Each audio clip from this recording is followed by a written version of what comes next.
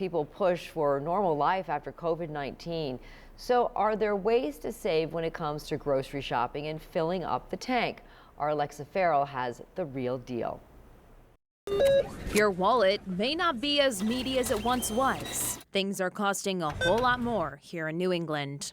Energy costs are the big driving force of inflation throughout Connecticut and throughout the country for that matter. But when we look inside the prices that we track, motor fuel in Connecticut alone up 53.2% in just the past year. Household energy, that's the energy we need to cool and heat our homes, that's up 38.9%. Electricity costs up 18.3%. And then food at home, food we're buying at the grocery store and bringing home to cook, that is up 7.5% in just the past year. So what should you do to cut the costs? So you're going to have to tighten your belt, and that means driving less, potentially carpooling more, filling up at alternative gas stations and some of the big box retailers, but also thinking about ways that you can maybe postpone that road trip or carpool with a bunch of people to make it cheaper for everybody.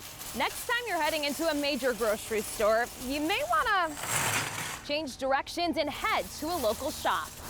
We haven't had a price change here in 3 years. Tim Frosina is the owner and head butcher at Custom Meats in Fairfield. For us, since we don't operate the same as every other meat business per se, we don't buy commercial meat. We only buy local meat from small farmers here in the area. So we're not affected by the price hikes because everything we do is in a closed loop.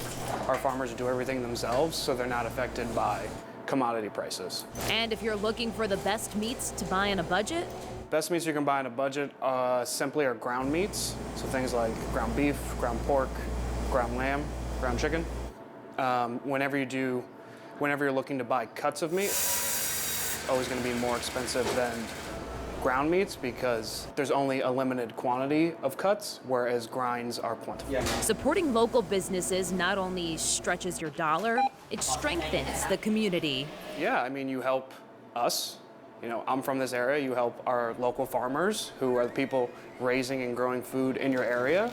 You're helping them live to do a good thing, to raise animals properly, and you're supporting the right way to do things as opposed to paying a big corporation to abuse animals. Alexa Farrell, News 12, Connecticut.